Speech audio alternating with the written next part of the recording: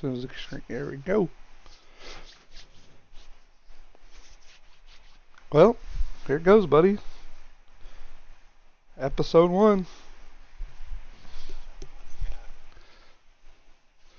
No problem. We are definitely fully prepared. Yeah, Got our lines and script all. I don't. We know exactly what we're doing. Off to a good start because piece of shit Joey Logano won. That there's a echo. You gotta close the stream on your desktop or mute it.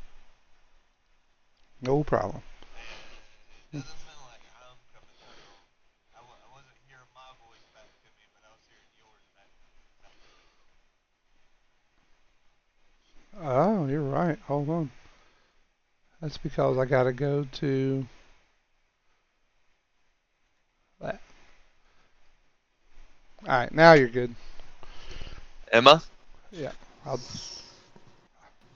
yeah. You're good. Oh, yep. I heard me back to me. See, I told you that we were perfectly prepared for all of this. Definitely. So I watched Out of the Groove and most of Denny Hamlin's podcast, and it seems like everybody had this like there was an expectation going to Texas before the trucks or anything ran that Texas sucked. Ooh, No, that was not the case. everybody had this opinion that like Texas is historically bad. Well, that was I, my opinion of Texas on iRacing, but in real life, I think Texas more than delivered. Thought it was really good for everything but the Cup, and the Cup sucks because it's Gen 7. you may end up having to have like Google on hand, but what's the reason why does everybody think Texas sucks? That's a good question. On iRacing, I think it sucks just because there's so many seconds between cars and you get single filed out. But the only time that ever happened was Cup Series. I thought that the truck race was the best race of the weekend, just absolutely awesome. And then Oh Xfinity race yeah. was really good as well. Um, the the trucks that was one of the best races I've seen in a hot minute. Yeah, period. No, Not just truck race, just the best race. it makes me. I mean, I feel like NASCAR should look at that like what what can we do to the Cup car to make it race more like this? Because that was perfect. Yeah, yeah, it was really good. You can actually That was get into it and I, start breaking it down. I've got it clipped up here. There's a truck race. It's going to talk about the grass a lot because the grass was collecting bodies out there. uh, You'll be able to see the 17 Ruggiero wreck right here and collect half the damn field. I think this is the first caution of the night for the truck race.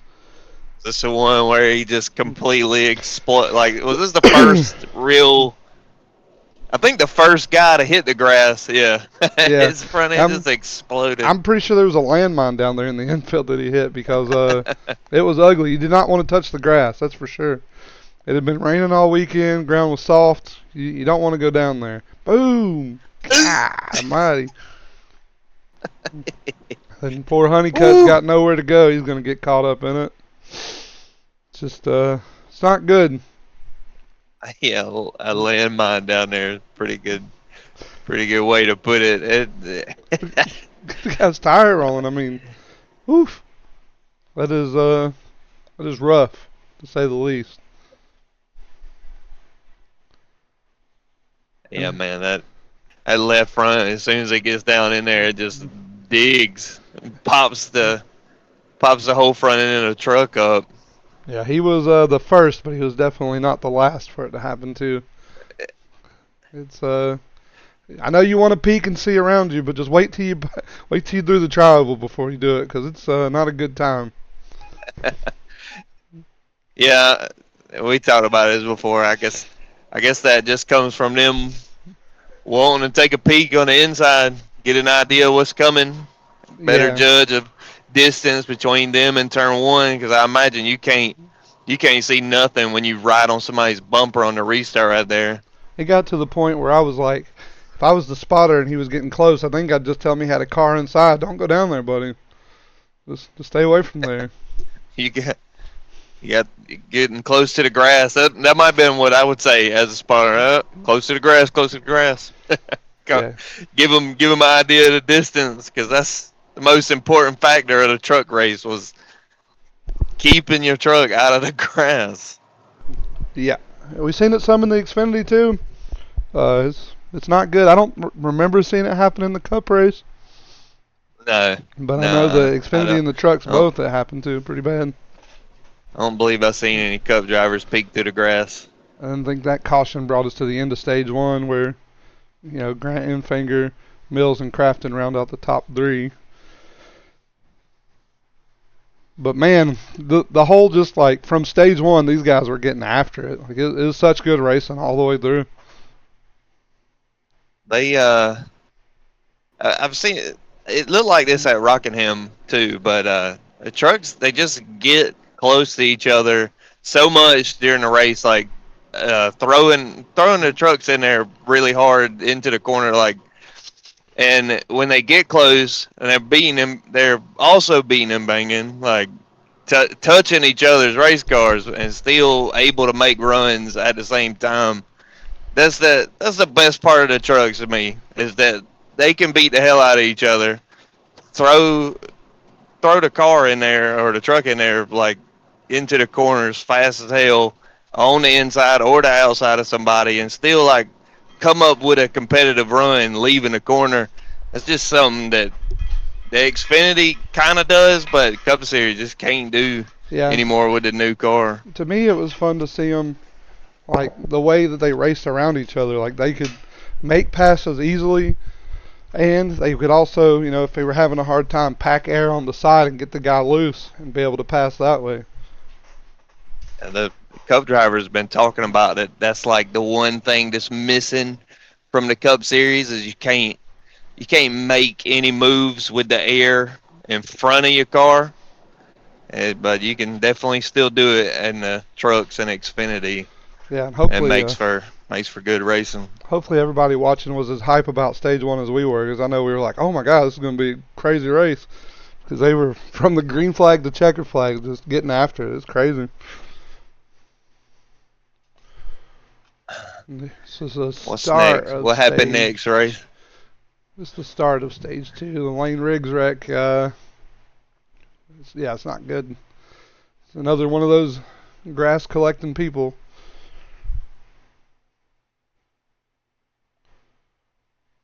This is where he gives his truck the frowny face. Ooh!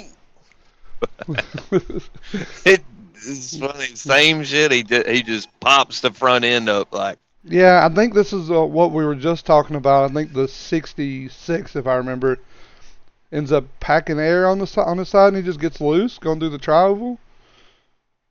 Hey, it's fair. Or they might actually make contact. It's going to show the replay in a second. I'm pretty sure that's what happens. Oh, he actually makes contact with him. That's what it was. Woo! It wasn't a lot of contact, but it was enough. Yep, just enough to set that left front into the grass. Yeah, don't want to be there. Yeah, that's crazy how soft it made that ground. It's gonna be the story through all three of these races. Coming out of turn four, the trucks are able to be three wide, which is crazy compared to the other series. The fact that they were just able to even exist three cars wide coming out of turn four. But that's pushing compared to the other two races. Like you wouldn't even you didn't even want to be too wide in Xfinity or Cup. It maybe maybe racing at night they just had a little bit more grip, but 3 wide out of 4 was already gonna be a problem, Yeah. and that was, I think that right there was just a product of them racing like hell through a skinny groove tri-oval. And then right here at the end of stage 2, you see, of course, the beginning of Tap Your Wrist time. It's coming, just absolutely dominated the race for the most part. Once he got out front, it's like he had that turbo button like we was talking about. He was just out of there. He was, yeah. See on that last that last restart where they're about 3 wide going into 1, and just I don't know. You can almost see that Corey Haim is just a different caliber of driver. Yeah.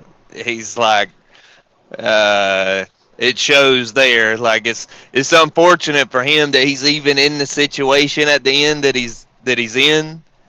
Like, cause he, the race is his all through the third stage.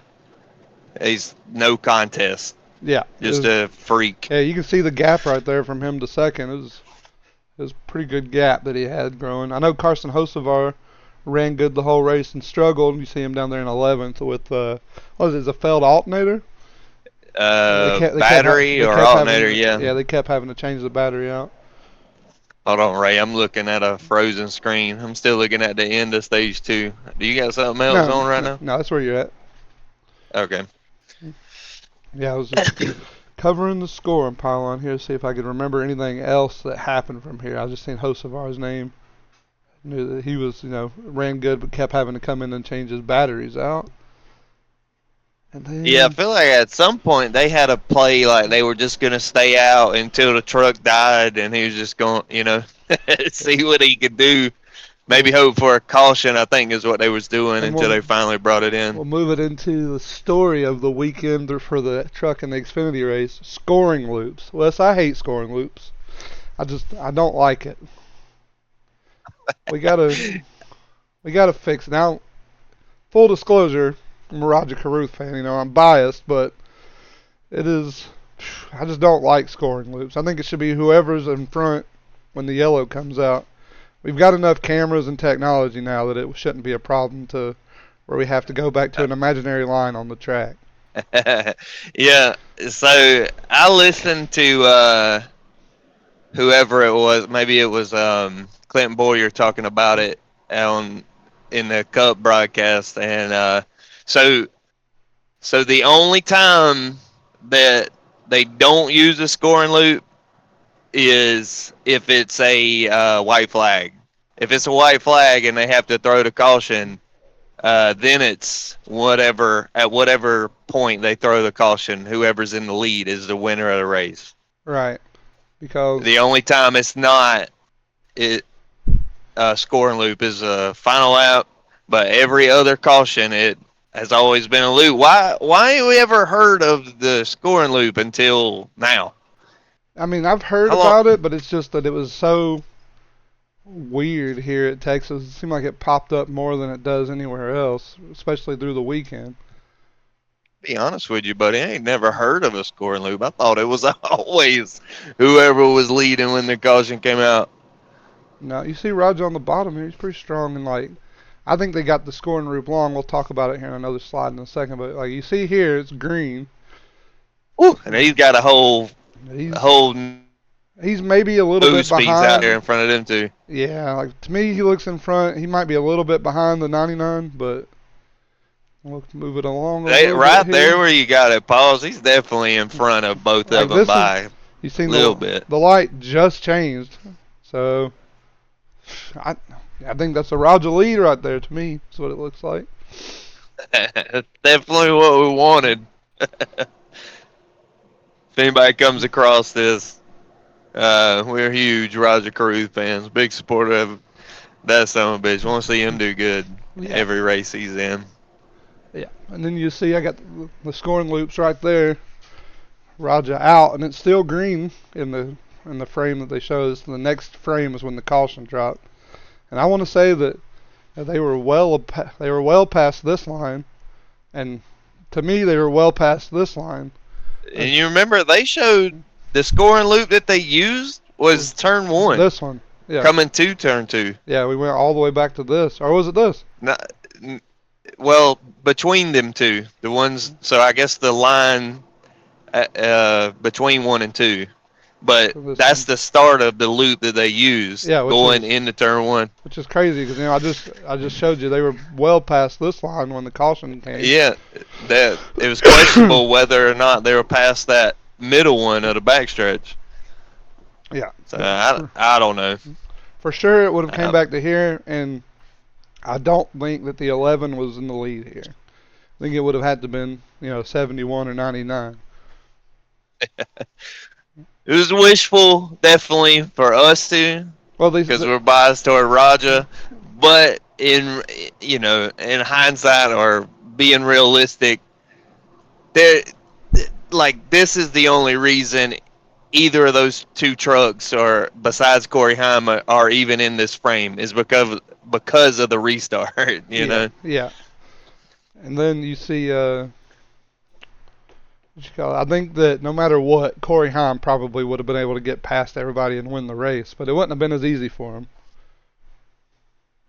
Yeah, I give Roger props. He on both restarts back to back for overtime, he just peaked to the inside both times, being consistent, doing stuff like that. That steadily puts more pressure on Corey Heim, and he shows through the first and second restart that he's not he's not one to like, you can't bully this man. No. I think he's pretty confident in his ability. Yeah, and even on the broadcast they said, "Oh, the 71 is officially the leader," and then like 30 seconds later, "Oh wait, the 11 is officially the leader." It's like, what's going on Yeah, yeah. NASCAR just in. We're changing our call. We don't like the first one we made.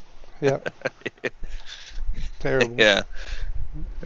We'll see a lot. Yep. Hype us up for nothing right there. I'm gonna line them up here for the final overtime.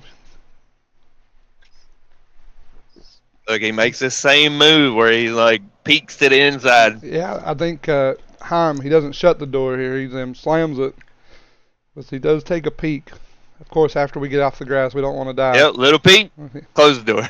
Yeah. He said, no, we're not going to do this again. No, but if you're Roger here, like, you gotta make him check the lock, Yeah, look how far the 99 ends up dropping back, though. I think he ends up finishing 6th. He loses like 7 positions in one corner. Hemrick, Yeah. he really kills Rogers' run going into turn 3. Yeah. At this point, I was kind of losing hope for Roger. We're tight. Oh, but right here, Yeah. nitrous, just go on. Yeah, like where does that speed come from? I don't know. He pushed he pushed Ankrum out of the groove. Yeah. And Or not Ankrum, what's his name? Rhodes. He pushes him out of the groove a lot, and I think he says something about it after the race. Yeah, How Corey pushed him up out of the way. Yeah. He says he wasn't too He happy pushes. with him. No. And there's no reason to be mad, I don't think, but he did move him up out of his way because that racing line's really tight already. And I think because of how out of the groove that Rhodes got, that's what made Corey Heim look like he just had this turbo button to press coming out of turn 2, because it looked like Hemrick had a really shallow entry into turn 1, so that was going to kill his exit speed, and then Rhodes got pushed up out of the groove, so he just had no center corner speed, and that just made Corey look like look like he just found 50 horsepower out of nowhere. Yeah, and I know in the Cup race they were talking about the top of the track. You don't want to hit those bumps if you don't have the wheels straight, because apparently the bumps are worse at the top of that corner and gets pretty squirrely up there. So I think You know, Yeah, Rhodes especially was 3 and 4. he didn't have Rhodes had no choice but to lift, and then he had Hamrick pinched to the bottom, just able to drive away.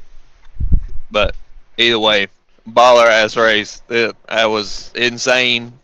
Pretty pretty action packed. I think from like initial green flag to checkered, uh, 2 overtimes. Not I don't think I want to see more than two Mm, as a no, casual fan. no, I don't want to see them just kill each other over and over again, and then whoever's left gets the Uh-uh. win. It was And definitely the so, perfect amount of overtimes. something like compared to Xfinity and Cup, like the trucks, there weren't like skill issue cautions. I think like there maybe because the track was cooled off and it had more grip at night, or maybe they got to a fresh track first, Yeah, and or then I I don't know know what the variable is, but the truck drivers just looked like they had more control, better. They just looked better out of the three. I thought so too. And then the truck and Xfinity race, I'm pretty sure there was no practice, no qualifying. So the track was like green when the trucks ran. Yeah, and I think it showed. I don't know if it's just. It could also be the truck itself. Maybe it's just the best geared for the best racing product right now with the current generation of all three series. Maybe it's just the best geared for racing hard. But either way, best race I've watched in a while. Yeah, I actually have the Ben Rhodes interview here. It might echo on your side, so you might have to just bear with me for a minute. It's fun. Week, power steering issues, running up front, running for a win is a big deal, especially for this Simric Kubota Ford F-150. Those folks out here are local, so this race meant a lot for them. I wish we could have got them in victory lane, but we had a good showing tonight. I was a little upset, and even still watching the replay with how I was ran in 3 and 4 by Heim. Basically, you could see him come off the bottom, and the groove is extremely narrow here. That's why all those wrecks kept happening. I had to lift. I think he had to lift, and that's what opened up for 3 wide down the front stretch, and then while we're in 6th place. We lead, or felt like we were leading coming to the white, and it was short-lived. It's just, it all stems from that corner back there. When you get pushed up out of the groove and you start having to come out of the gas, that's a big deal, and that's what opens up for 3 wide racing. So not the happiest about that. I'll get in the memory bank, but when you have an opportunity to win races with this playout format, it's really important to do that. So we have to capitalize on that one. This week, power steering issues, running up front, running for a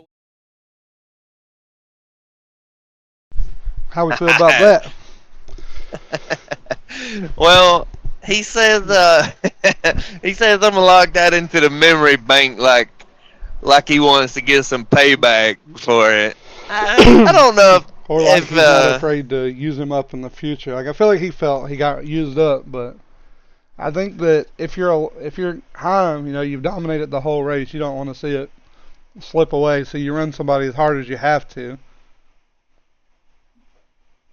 no, I think everything he said right there is pretty fair. Just interesting that he kind of said it like I'll be looking to be the aggressor in the next situation. Yeah, Like, and I'm sure that he was mad in the situation because he dropped from second all the way back to sixth when he had a strong truck all night. yeah, that's tough. But Definitely. if this is as similar as I preach to iRacing, if you get hung out up top in either of these two sets of corners, like they gonna form a train up under you, and there's almost nothing you can do to get back in line and go back to racing and trying to beat somebody to the bottom of the track on corner entry. Once you get hung out up top, like it's a bunch of cars can get by you really fast. Yeah, that seems to be what happened to him. But that was all of the truck race. It was it was a race. Like it was good. Like it's one of the best races I've seen. Real quick before we go to the Xfinity, I like I said, I was watching Denny's podcast, and I didn't notice about Corey Haim, but he's a Cup Series development driver for 2311. Yeah, he will be at Kansas coming up. Kansas, yep. So looking at this race and at Rockingham, it looks like to me what I'm seeing now that I've seen it back to back, Rockingham and Texas, it really looks like Corey Haim is just a different caliber driver than the rest of the people in the truck series. Oh, 100% he is. It's crazy how good that he's been doing. And some other stuff I didn't know was that he has two teammates in the exact same equipment. Yeah, I believe Yeah. it's Tricon Garage. Is it only two? Felt like it was more than that. It may be three others, two or three other trucks. Same exact equipment. Where they at though? What? Yeah. Why I is couldn't this? tell you. Why? You know, the only explanation I got is this man is an alien, and I think he's.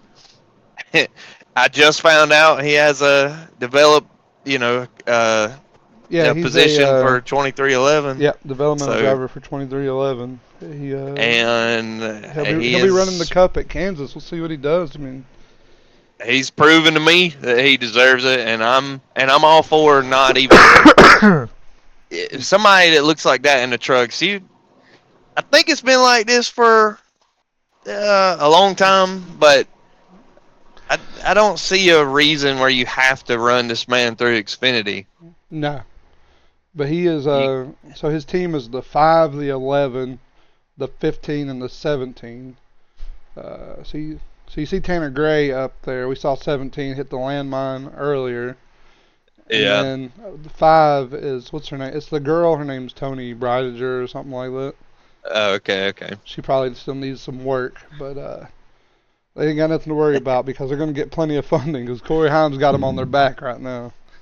Yeah. For sure. But yeah, I'm excited to see what he can do at Kansas. See what the Xfinity race we're talking about. Another really good race. Felt like. Not as good as the truck, but not as bad as the truck. I don't know, for me, I'd probably put Xfinity and Cup about on the same level. Time for a race break at Texas, brought to you by Safelite, the auto glass experts. A lot of action early. It happened early right off the bat on the opening lap. Ellis gets spun around. We had Balicki spinning. I think he had some help, but Then we catch the grass there. Did a good job keeping it off the inside wall. Here we Hit go. that landmine again. And then it continues You on. don't wanna Leyland do here it, in the buddy. Back to Balicki, a little bit, maybe arrow, maybe some contact. Balicki goes spinning through This the guy, infield he wrecked once about again and 27 doesn't remove times, I that think. splitter. Got away I with it. think he was part of You know, three we talk cautions. about He track had a rough position day. and what's everybody going to do to manage that that was the competition very caution. first 3 drivers came inside the top 10, made Just pit wanted to stops. put it in Jesse there so Love we was can 5th, Matt See DePaul. the grass collected more bodies. He took out about 6 drivers out of the race. We don't want to go down there to that grass. And it was definitely the Justin Allgaier, Kyle Larson show at Texas for the Xfinity. And I don't know about you. I like Kyle Larson. I think he's good. I don't see many people having like anything bad to say about the man. And he's I guess one of the runners for being one of the greats of NASCAR altogether. I wanted to see Allgaier outrun him. I wanted to see him hold his lead over Kyle Larson the whole race. Yeah, and he wasn't making it easy for Kyle Larson. Like, I don't think that Mm-mm. Kyle Larson was having to work for everything that he got. But, he does end up going on to win the race, but just he kind of flexed on him a little bit. I know he said he wants to go embarrass him anytime he gets the chance, and I know He embarrassed 99% of them. I think at the end of this stage, or maybe it's in the middle of stage 2, where he has a tire get away from the pit crew and gets a penalty, has to go to the back, still ends up driving it all the way back up. He looks like Corey Haim in the Truck Series. Like he doesn't belong here. Yeah. He was filling in for Connor Connor Zilic, Zilic. who was hurt from the Talladega wreck. And Which was ugly. Yeah, there. That's the stage 2 one I was talking about right there with the loose tire on pit road. You can see the tire changer like, oh shit, I'm gonna get fired. There goes my job rolling away. Yeah. It's, I wonder how they discipline like pit crew members like this. Yeah, good question. You reckon they get like a little corrective action? Well, I know if it like falls off on the track, like if it's on the car and then falls off while they're driving, I believe He gets suspended. I believe the tire changer gets suspended, and also the crew chief and somebody else gets suspended. Yeah, it's the last thing you want to happen. Yeah. And then stage. I think they have 2. less of a chance of that happening in Xfinity because they still got the 5 lugs, but it seems like it's easy for that to actually happen in the Cup Series. In stage 2, Austin Hill makes it out front with Justin Allgaier and Sheldon Creed for the top 3. Sheldon Creed had a good run all day, and unfortunately, you're the guy that you like, the 17 Corey Day. Love him. Not sure what the hell he was doing. He's trying to fill imaginary gaps with the nose of our car and end up killing 3 or 4 people. Yeah, I can't wait to watch that back. Yeah, I think that I have it in here. Pretty sure that I do. It was Xfinity was a story of the grass and tires. Man, there was like 3 or 4 uncontrolled tires. I wanted to put that in here because you see it bouncing down the middle over here with William Sawalich. It was almost like a running joke, like who can keep track of their damn tires that aren't even on the race car? Why was there so many tires bouncing around on pit road? I think there was 3 situations: Kyle Larson, Sawalich, and then somebody else had a tire just run away from them in pit road. What's the deal with that, man? Yeah, and then Justin Allgaier, I believe, on this next clip, it's in the stage 3. They had just completed green flag pit stops, and Larson had leapfrogged him for the lead. So Justin Allgaier is on fresher tires, hauling ass, trying to catch him. And a green flag pit stop was a lap down. But wasn't the Corey Day thing in stage 2? 13th is where he is in the running I order. have the Sheldon Creed interview in here, but I don't have the actual. I might be able to find it real quick. Pit road's going to open this time, so we'll get a restart here. Inside of Sheldon 40 Creed laps was, to go. Not happy about it. Hell a no. long way from over. And even though he's going to pit the guy that's leading this race for now, Sam Mayer, the guy that got the checkered flag here. I think they said this was Corey Day's first time at this track. Mayer and others, period. Never raced here before. Despite that damage he sustained earlier, you see him at the top there. He said it did build a number he's or for 2 sure a run, rookie. so they will take a slight air pressure adjustment. Middle there, tight is the word on pit road for all of these I drivers. hope you can find a race, because what I say may not make sense, but it's really. And Daniel died there at the very bottom. That driver I don't coming know. into this race I try to with 2 step straight top like 10s, into his looking for a shoes third. and Kevin to Walter telling his team, think no about reason what he I can't might finish be top 10 thinking if here I was today. He him. have the speed. Again, And it looks freed up, like, so he has better turn in that race. if I remember right, it looked like he got a good run coming out of turn 2. In the midst of a cycle of And it looked like a little kid that just got so excited with a new toy and he just broke it. Unfortunately, that's awful, man. Like, what are you doing? You got to get out. As he gets involved multiple with laps Chris Wright, down. who You was got to get out of the way. more than 1 lap down in the race. This is another thing Sadly, Denny talked windshield about. chips It's like that guy was running 4 seconds slower than the average of everybody on the lead lap. 4 seconds SafeLight can at come to you Texas. for free. Don't wait. That Go to means SafeLight.com under and green, schedule you now. go an extra lap down every 9 laps Yeah, that's awful. at best.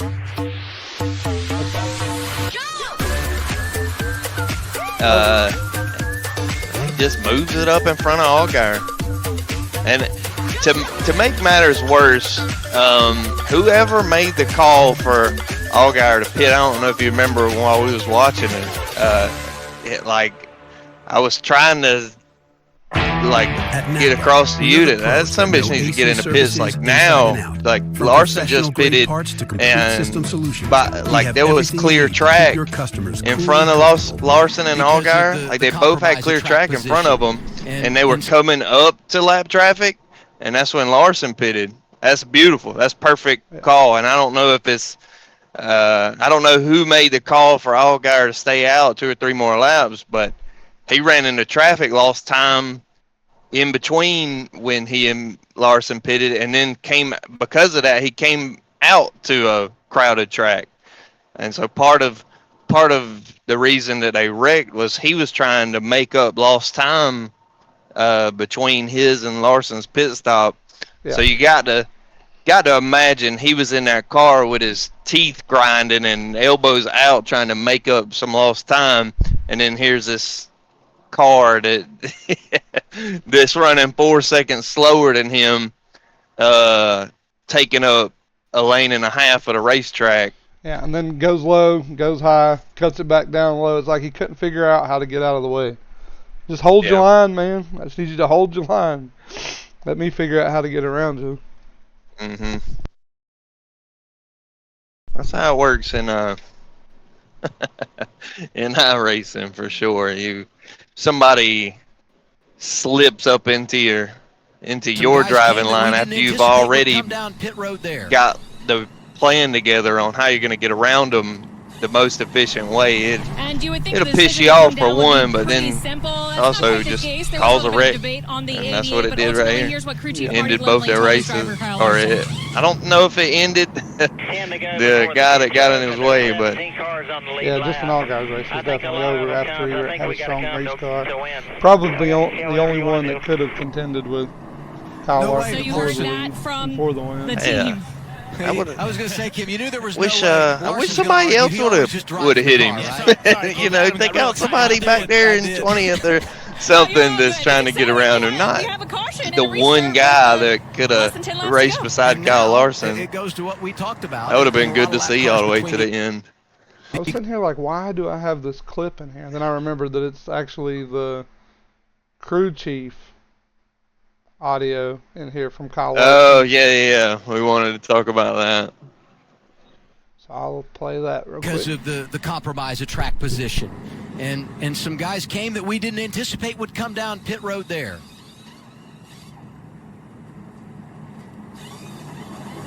And you would think the decision to come down would be pretty simple. That's not quite the case. There was a little bit of debate on the 88, but ultimately here's what crew chief Marty Lindley told his driver Kyle Larson. 10 to go before the pits are open. There's 17 cars on the lead lap. I think a lot of them comes. I think we got to come to win. Okay, yeah, whatever you want to do. No way. So you heard that from the team. They've had damage in this race, but they find themselves controlling this restart position in overtime. Well, what can they make happen? Seem like double overtime. I know we hear the drivers give the crew chief a lot of problems sometimes on the radio. It did not seem like it was that way for Kyle Larson at all. Oh man, that's just a product of two things. One, a guy that knows what his job is, and also just Kyle Larson being a confident driver. Yeah, I think he's confident. No matter what we do here, I'm gonna wrap this race up. So that's part of it. But the other thing is he knows that it's not his job to make that call. There's no reason to argue with the man that is his job, you know. Right. Like I already liked Kyle Larson a lot before that. He's not my favorite driver, but definitely not my least favorite. And just like he has no reason to trust his crew chief here. Like they have no experience together. It's not his normal crew chief. It's not his normal car. And but he does anyway because he knows. Just no question to it. You want me to come in? 10-4, no problem. Yeah, that's how it should be. I bet you he doesn't handle that situation any different in a high stakes cup race. No. I imagine Kyle Larson's the same way. That's your job. I do what you say, and then I get out on the track and I do my thing, and that's both of our jobs. Yeah, if that's what we're gonna do. Doesn't work out. Doesn't work out. Yeah, he gets props from me for just that little segment on the radio. I think a driver shouldn't be arguing with your crew chief about shit. You do what that man says as far as pitting and strategy goes.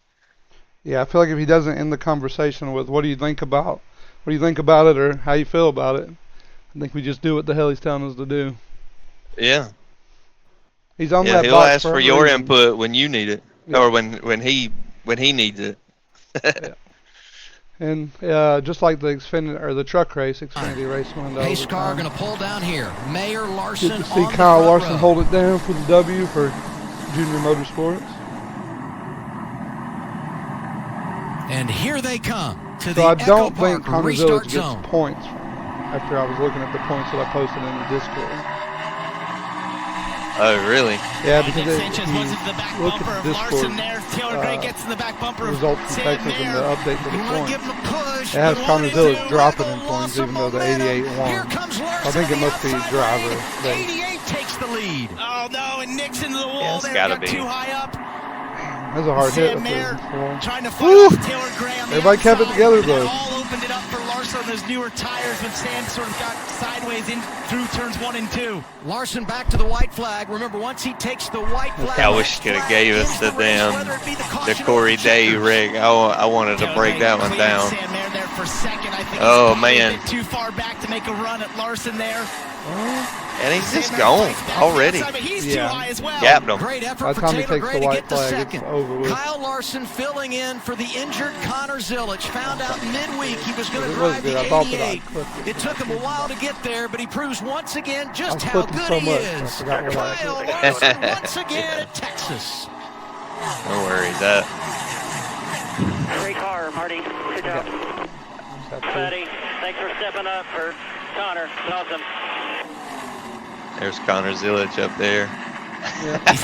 I'm sure he has a mixed bag of feelings about this race. He's like, damn, I ain't think that car could do all that.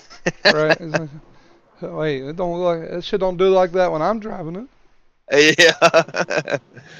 Y'all gave him something extra? What? Yeah. What'd y'all feed Kyle Larson this morning? It turns out this guy is a freak. Mm-hmm. Probably on the game and in real life. Probably, man. I've never heard of Kyle Larson playing iRacing. Never seen or heard of that. If he does, he probably doesn't race under Kyle Larson. I think a few of them race under different names. Here you go. I'm like 90% sure Junior, Dale Jr. plays under a different name. Here is the wreck for you that you were talking about.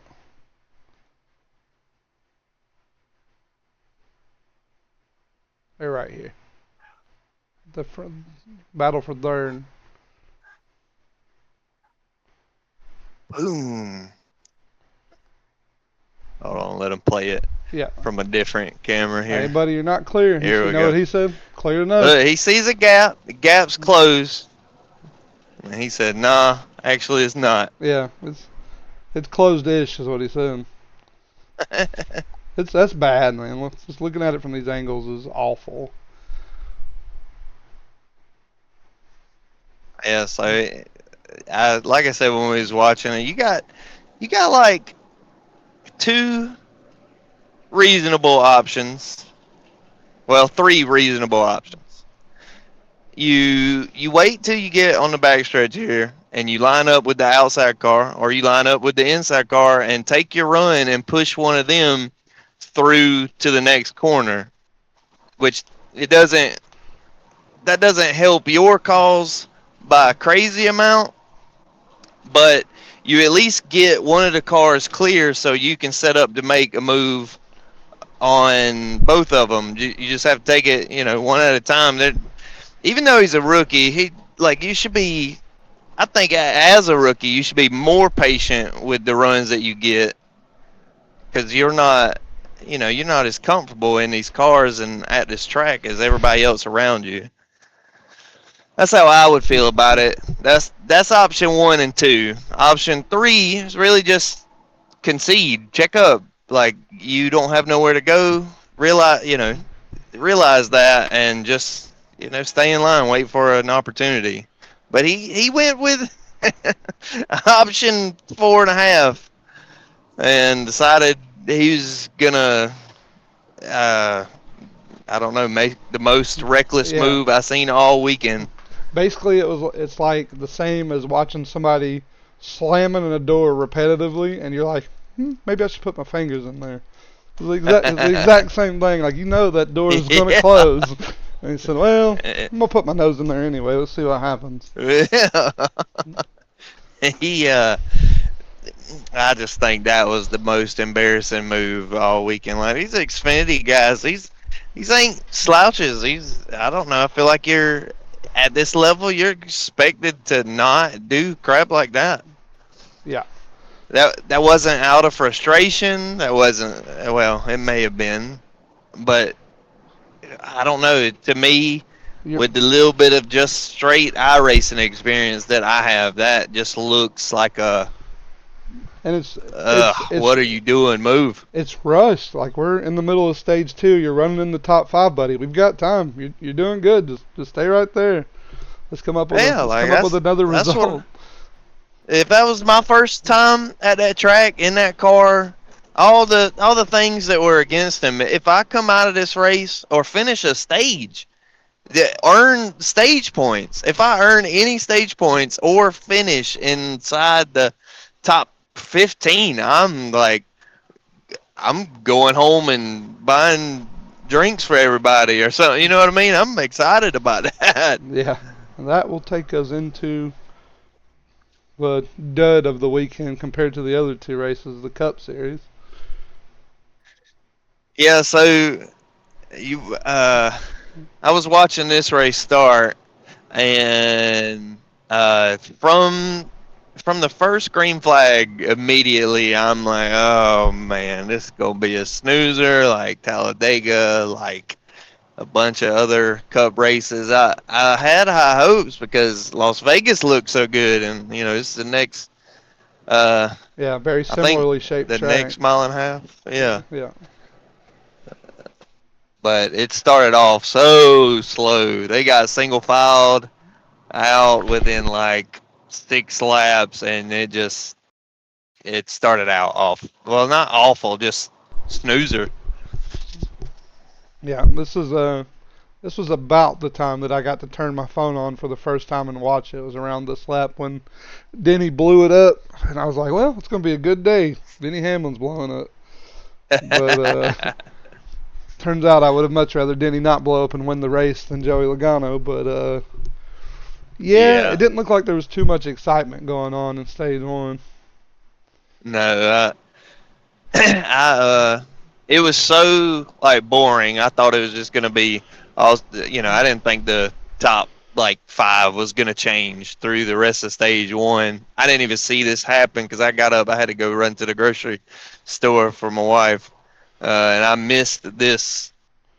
I had sat down right after this, but I don't dislike Denny Hamlin as much as you do. But for me, it was tough to see that he just. See, I only dislike Denny Hamlin on the racetrack, like on his podcast and the stuff that he normally has to say. I usually agree with most of it. I just don't like him on the racetrack. He's got good insight, and he's vocal about it. That's something a lot of drivers are not super good at, expressing what they see and feel while they're actually on the track. Like Denny does a good job of explaining what's going on and how things are. You know who doesn't do a good job of that? That man at the top of the pylon right there. Austin Cindric. One stage 1, by the way. I think him, Tyler Reddick, and Josh Berry were all on two tire calls after the Denny caution. Ended up being able to hold it down for the stage win. But Austin Cindric is very boring. Like, I feel like he needs every time he explains something to you, he needs like suspenders and a bow tie. I think he's a robot, man. Yeah. I think Austin Cindric is NASCAR's first attempt at a driver made from ChatGPT. Yeah. I think he's just AI generated. Your SpongeBob comparison is pretty spot on to it. Oh yeah, so Penske came to Austin Cindric and was like, "Need you to erase everything in your mind except for driving in the Cup Series and breathing. That's all you. Yeah. That's all you need." Yeah. And that is, I didn't know. I've only seen little tiny snippets of him talking and existing, other than being in a race car, and then I finally heard him have like a long-winded discussion with Junior, and he's just a robot built for racing. The man is good, but I'd hate to have a conversation with him about weather or gas prices or something, because I feel like he just ain't got no capacity for anything else. Yeah, he's going to tell you that it makes it hard to draft or something. He's not going to have anything. Yeah. How does it relate to his car? Well, you see, you want to be able to pack air on this hot weather that we're having. Like, all right, then. Like, buddy, I'm just trying to paint the shutters. The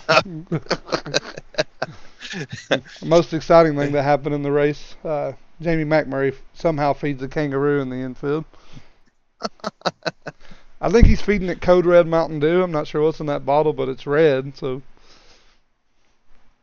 Yeah, that kangaroo's gonna be all hopped up on Mountain Dew.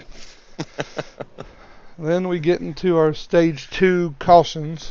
I think we see the top is Chase Briscoe in the 19.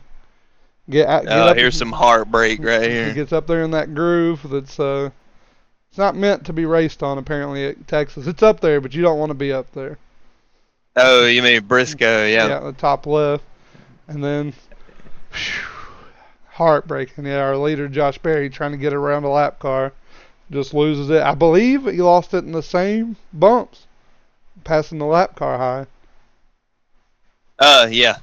That's where I believe all the big green flag wrecks at Texas were. The Cup Series, they're gonna get the worst of this. I can't remember who it was, but somebody was explaining how to like bump stops work with the springs and all in the rear end of these cars, and as soon as they hit this bump over in turn 3 and 4, if they hit it wrong, they're gonna lose control.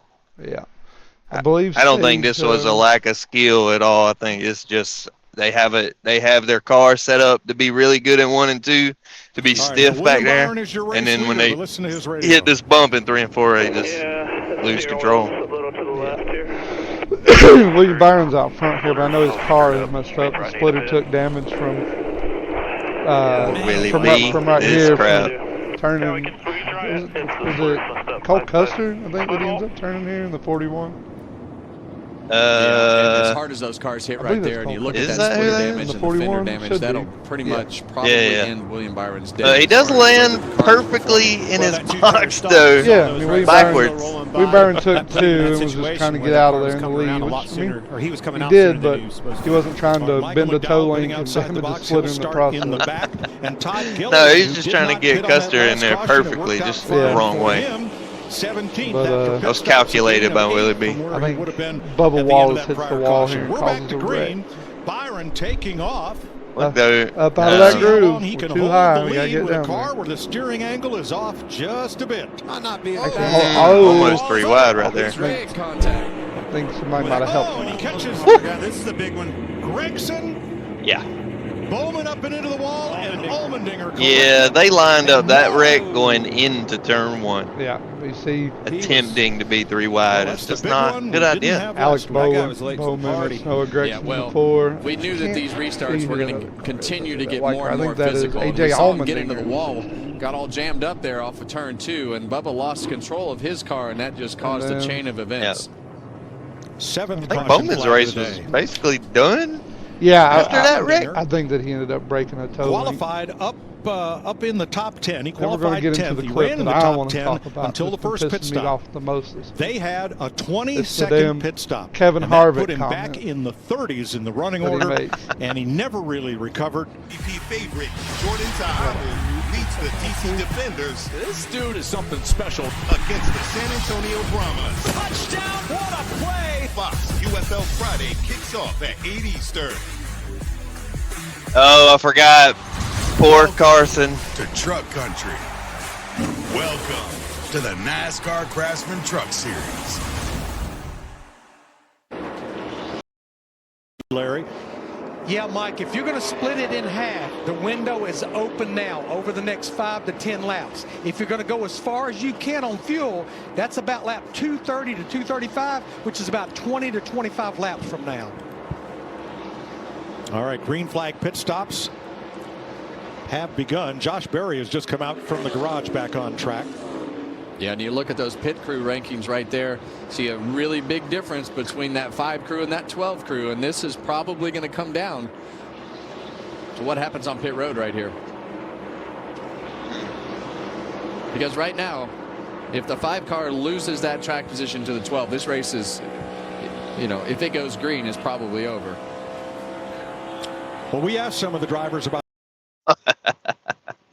I'm sorry, what? The hell did you say, Kev?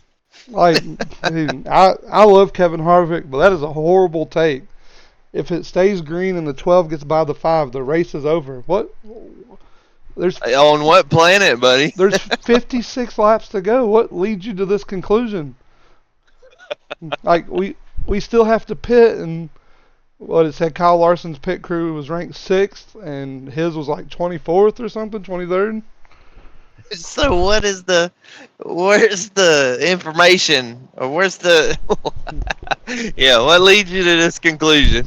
where do we get that if the 12 gets by the 5 that he's just going to run away with it? He does. Like, Ryan Blaney looks a little bit faster right here, but you don't know what you don't know what either one of them is doing. Ryan Blaney could be driving like the piss out of the car right now, and Larson could be just relaxing until he gets to him. Like, you don't know what both of these guys are thinking right now.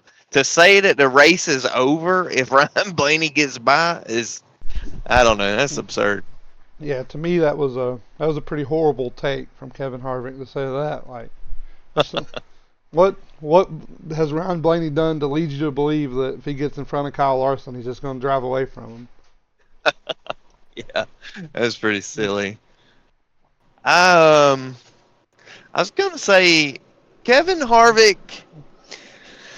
Let's talk about Kevin for a second.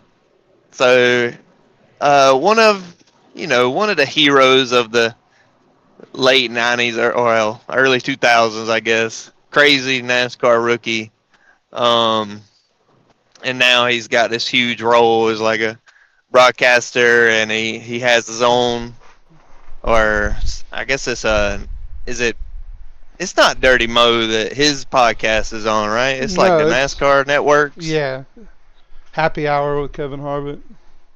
Yeah, so that was an awful take.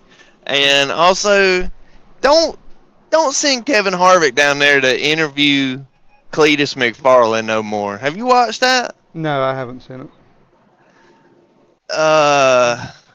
They gotta send somebody else down there. Because we've talked about this a few times. NASCAR needs Cletus, and it needs that we're here to have a good time, like, aspect into the the media scene, and they need somebody down there different than Kevin Harvick when there's titties and beer involved. Send Clint Boyer down there, or Michael Waltrip, or somebody.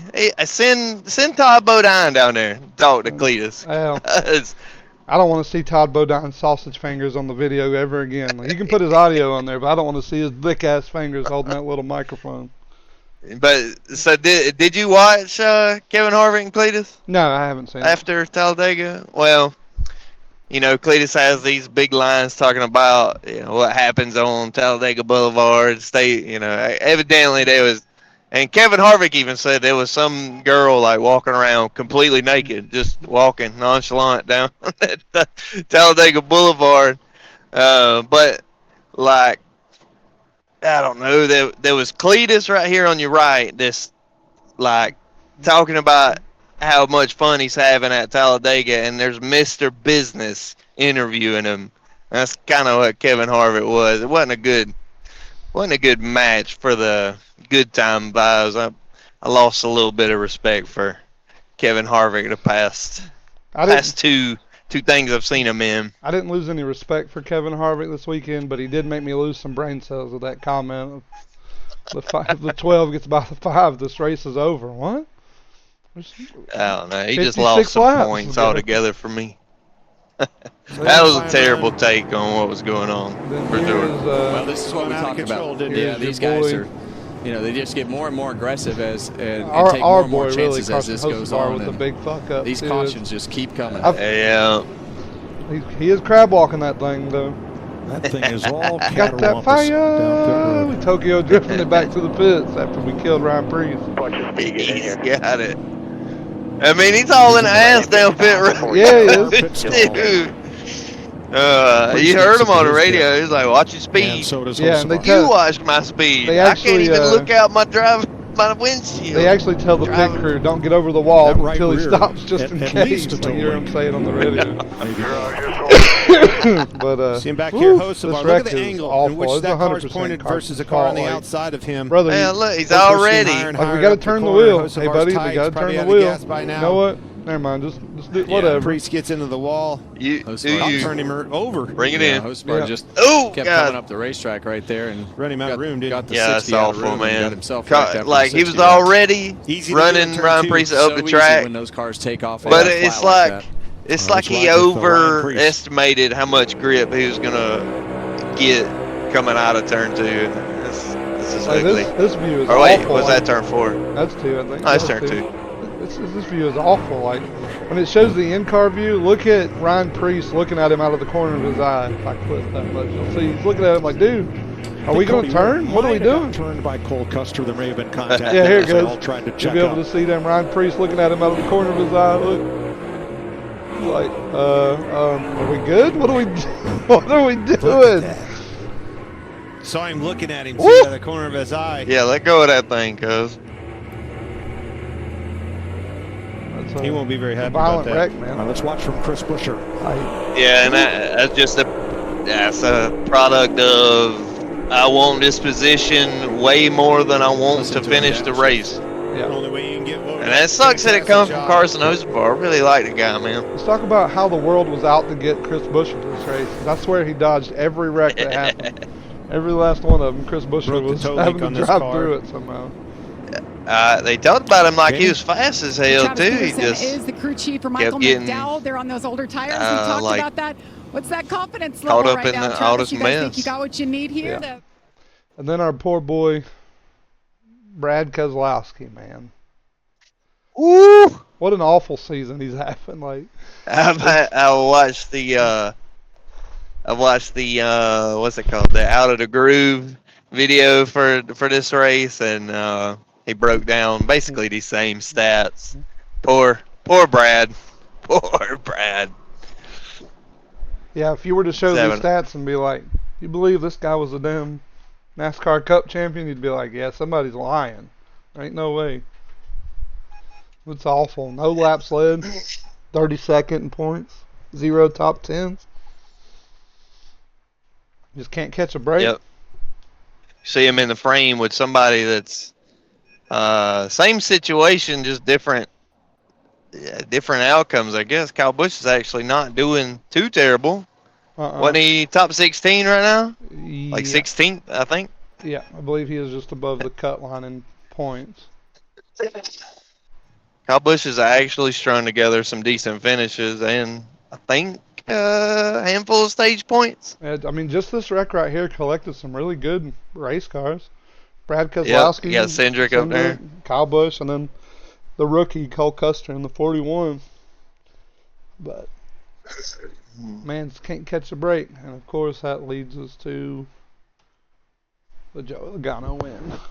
I'm not happy about it, but he got out of that car. The first thing I heard in the crowd, "F you, Joey." Yeah, yeah, they love to hate Joey Logano, and I'm right here on the train with them. Me too. Yeah.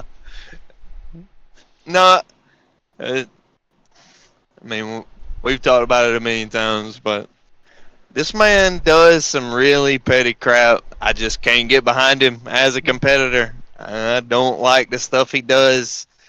Once the race is over, in between races, I don't like the stuff he says.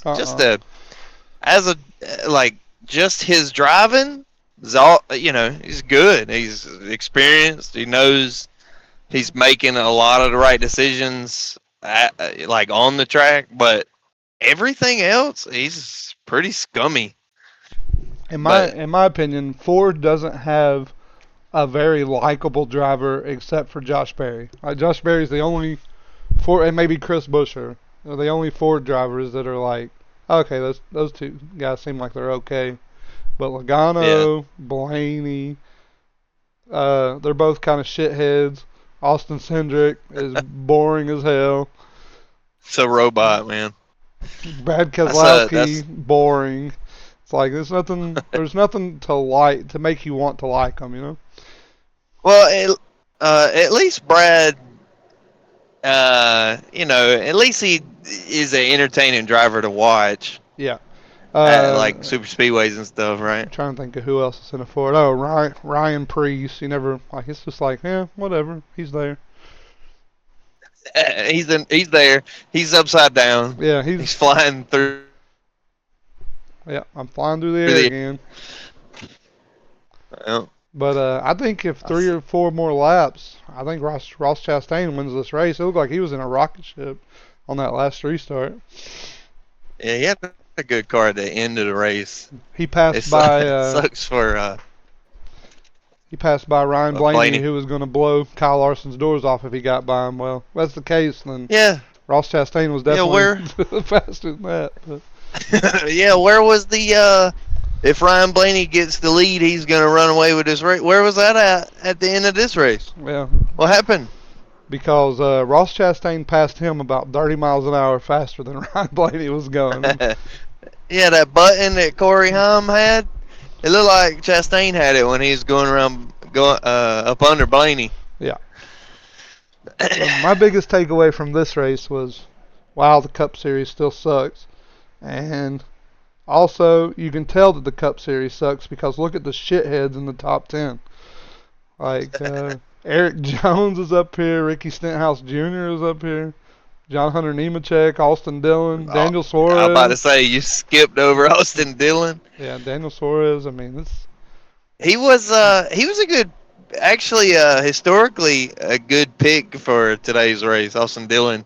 He's got the best average finish in the last however many races, according to Junior and them at Texas.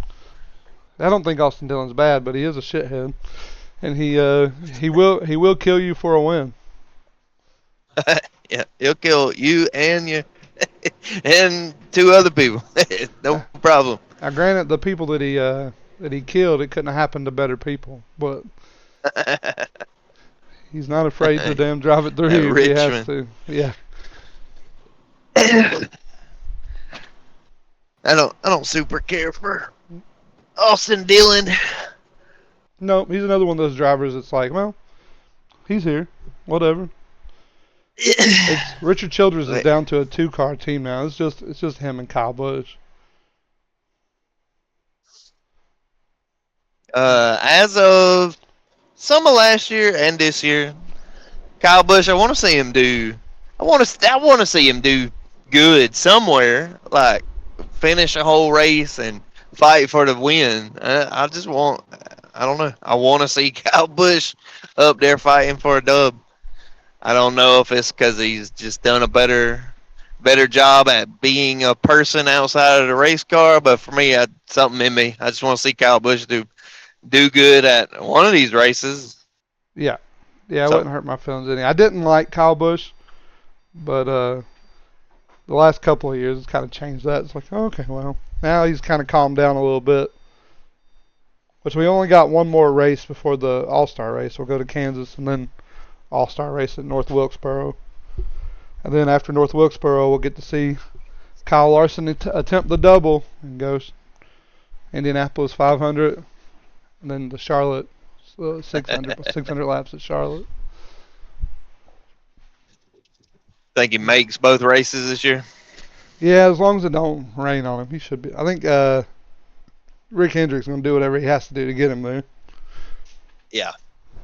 He's basically the Batman of traveling. You know, in the movie when they has that damn plane that picks him up with the sky hook or some shit. Yeah.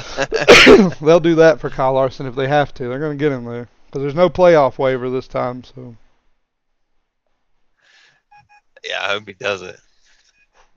I don't think I've watched him race any like Formula cars or Indy cars or whatever, but judging by everything else I've seen Kyle Larson racing, I imagine he's gonna put on a show at least. Yeah. Did you not watch it with me last year? I watched the Indy 500 just because Kyle Larson was in it.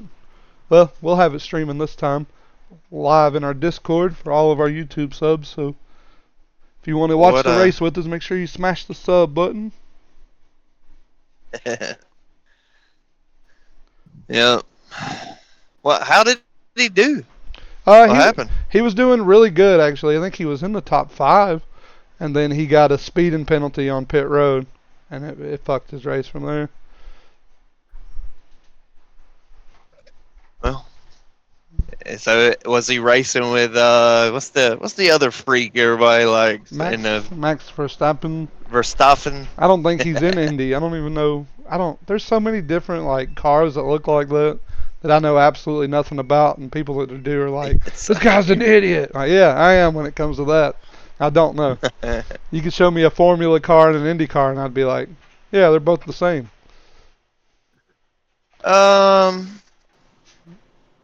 I don't know. The little bit that I know is just off of what I see in iRacing. They do a pretty good job of separating car classes like they are in real life, but I don't do much road racing. So I know like some years ago iRacing had to like stop their IndyCar series because they had lost their something to do with a licensing agreement with the IndyCar whatever. Like they lost their license, so they had to completely remove the Pro Series, and I think they took the car completely off the service. But I think they did end up getting that license back. I don't know. But I don't know much about the road cars neither. Huh. Well, that's weird. Yeah, I don't. If it don't go real fast and real left, I probably aren't not paying attention to it. Yeah, I'm not real excited about it. I can't watch people go down a road for an hour, but I can watch damn people drive in a circle for 4 of them 3 times a week. That's not counting watching you do it on iRacing. I'm here for it. Yeah, damn iRacing. We're going to go do your favorite thing this week or tonight. Yeah, some road course racing at Portland. Portland, yeah. I think I've got something to do. You know, I might miss that one.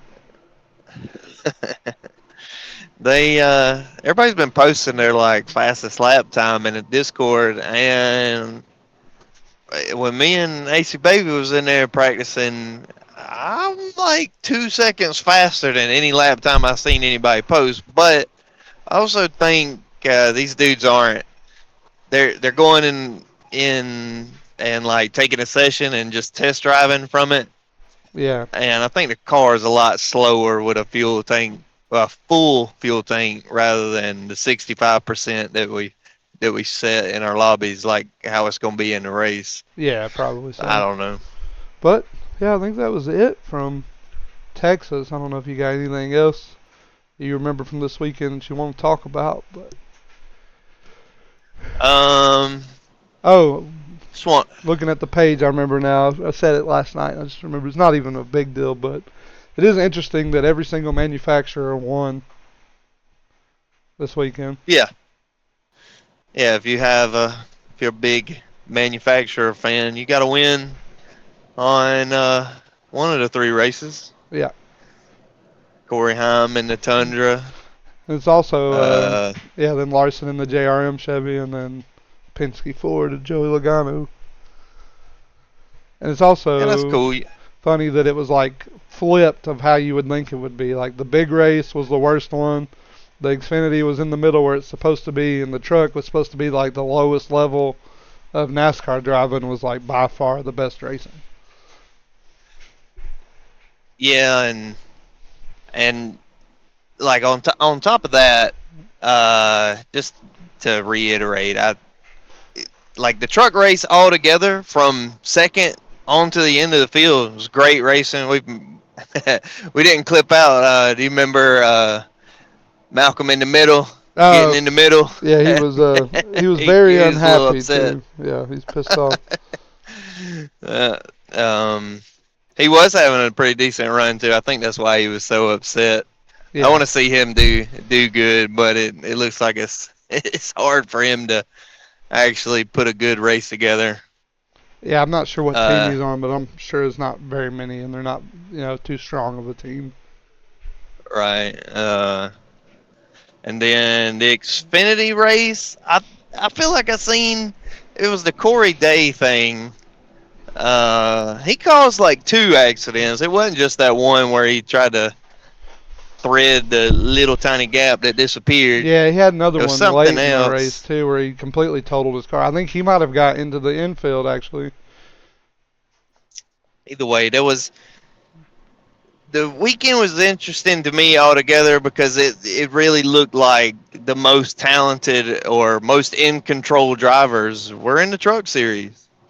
Not in Cup, not in Xfinity. I don't know. Everybody looked too anxious and out of control, and later in the weekend than everybody in the Truck Series. Oh, and we didn't talk about in the Xfinity Series. Damn, Austin Hill, man. I know people love him. I've never understood it because for me it's like he's trying to be just the bad part of Dale Earnhardt. Like I will kill you to gain a spot for 23rd place on the racetrack if I need to. Well, I remember you told me that while we was watching the race, and like inside the top 5, and you have a chance to win the race, like you have a car that can absolutely win the race. Is to me, the aggression is warranted. Like you're not going to catch any flack from me from moving people out of the way if you have a potential, race winning car. Yeah. So I don't really know anything about Austin Hill, but if people do or don't like him because he's aggressive, I don't know. I'm kind of indifferent on him. He had a really strong Xfinity car and was trying to do what he could for the win. But if he races that exact same way for 23rd, I'd be pretty pissed off if I was one of his competitors around him. Yeah, it's like the last 10 laps of a race, he's going to move you for whatever position is in front of him. He doesn't care if it's 33rd or first. He's just going to move whoever he can get to gain an extra position. I'm not a big fan of that.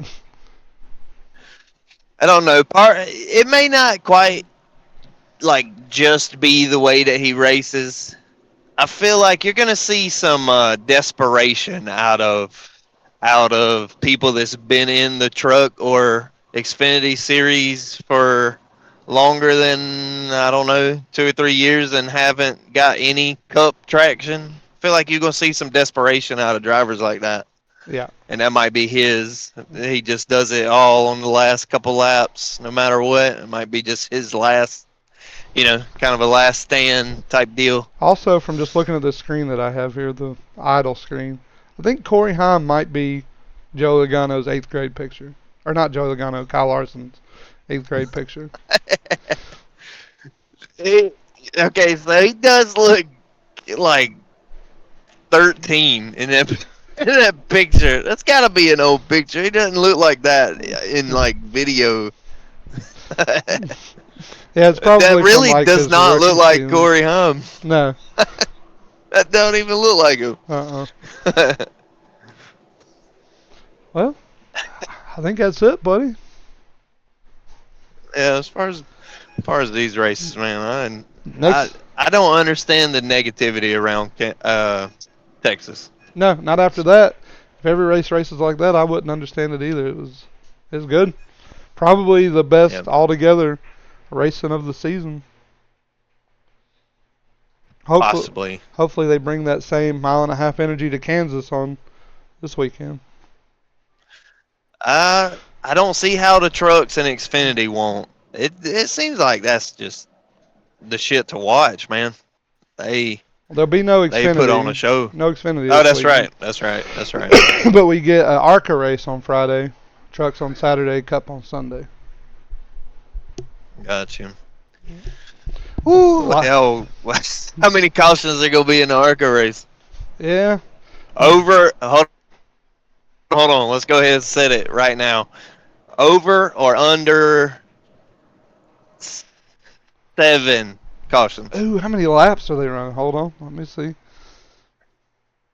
Before I make a prediction. You said 7?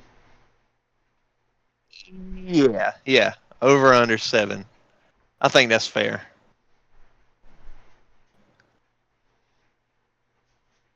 Whatever you think, I'll just lean on the opposite. Okay. I know what I actually think it's going to be, but you tell me first. Yeah, I was trying to see how many laps we're running before I make my prediction here. Damn, is there nothing? Got to be running at least like 150, 120, something like that. You know, you would think so. Well, I can't find anything that's going to tell me the laps here for like in a timely manner. So I'm just going to say, under. I'm gonna be positive about under it. 7? Say under 7. Yeah. All right. I guess I'll go with over. I think you go see. I don't know. I've never watched the ARCA race at Kansas, but Kansas is intense. I do know that. Yeah, my thing was when we went and watched them live at Bristol before the truck race, and it was a doubleheader, and then I felt like ARCA was getting after it. It was a good race. And then we watched the Cletus one and at Daytona, and it looked like they random drew people out of the crowd to drive those cars. It was awful. Woo, that was terrible. Like Talladega was a little better, but that Daytona race was, woof, it was god awful. I wonder what made them so bad. Maybe they caught a lot of flack at Okay, so this might be the situation of why Talladega was better than Daytona. So, how many more viewers? Okay, how many times multiplied was the viewership at Daytona compared to any track that they've ever ran ever? Oh, a lot. You know what I'm saying? Yeah, anytime Cletus is in there, it's going to multiply it by. I mean, you got to think what it was probably 400,000 or 500,000 just from him alone. Yeah, and then probably another 200 just curious. Compared to the 76 people that normally watch ARCA races streaming. Yeah. So imagine all the backlash that the people that wrecked and how shitty that race actually was, which it may have been. I'm not super familiar with how the ARCA runs like on the regular, but imagine these people that got an idea of what a NASCAR race looks like, and then they watch an ARCA race at Daytona and there's 14 cautions, like what? And then there's we'll just be conservative and say 500,000 extra people watching that have mouths and comment screens. You know what I'm saying? Yeah. Like all these people extra that told them they all sucked after the race because there was so many cautions. Yeah, I know that Cletus said they had to tell people to chill out. They're sending that woman death threats and shit. Yeah, you have to tell them calm down. It ain't that serious. We're all new. We're all rookies, which is is true. Cletus's audience are them anywhere from 17-year-old redneck people to 77-year-old redneck people. Ain't no woman shooting me out there on the damn track. Oh gosh. You can imagine. Yeah, and it just so happened that almost all the wrecks, there was a female driver involved. That's sad for the female race fans or aspiring drivers. Yeah. That wasn't a good showing for the women drivers out there. If you want to follow I feel like that's very uneducated thing that normal people that watch NASCAR say. I mean, damn women out here, but they ain't saying that about that damn what's her name, Isabella Rogerio or whatever in the ARCA. She's been really good every race that we've watched.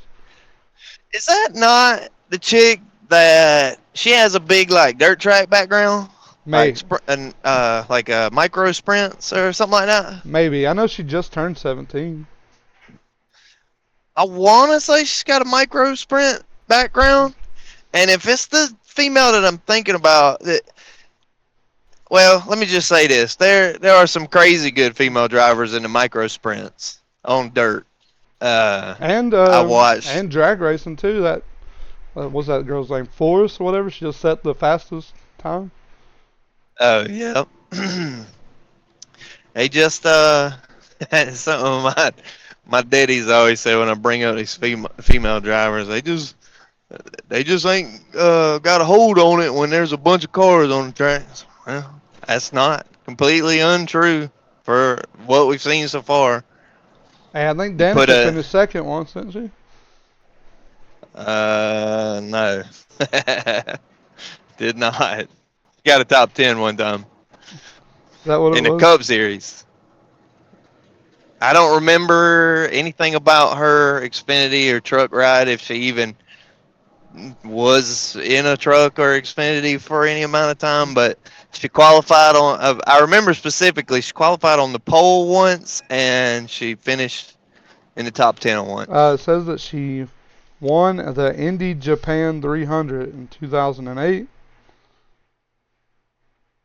What is that? Some kind of IndyCar race. I have no idea. And then her best NASCAR finish was 4th in Xfinity at Las Vegas. Oh, so she did race Xfinity.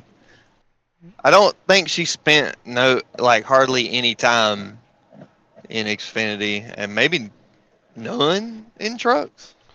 But hey, I mean, she did win an Indy race. I don't think I can go out there and win no fucking Indy race. Hell no. No. I never want to put on that any of these guys are bad drivers, but you do. I don't know. Me personally, I hold these people at a crazy standard because that's what they need to be held at. Women, men, all of them involved in any of these 3 series, especially. We're gonna watch ARCA at Kansas, and I'll cut these guys some slack because I know this is just your foot in the door type of series, But trucks, Xfinity, Cup Series, I'm just gonna be super critical of you, no matter what you do. Yeah. Who you are. Our bad moves of the week go to what? You think Corey Day and Kevin Harvick for that awful take? Golly, I was thinking about it. Got to give at least one to Carson Hocevar for that. Oh yeah, that was really bad. For killing himself and Ryan Preece. That just seemed like a. Yeah. Damn, I hate saying it out loud because I love that guy, but that was a jackass play on the track. Typically we do want to turn our wheel a little bit into the corner. I bet. Well, I'm thinking he had that bitch all the way to the left. The problem was he wasn't letting the right foot off the damn gas pedal. He wasn't coming off the gas none. Maybe he thought. I see, like when you watch that shit, it almost looks like he wouldn't have made that corner if Ryan Preece had completely got out of the way.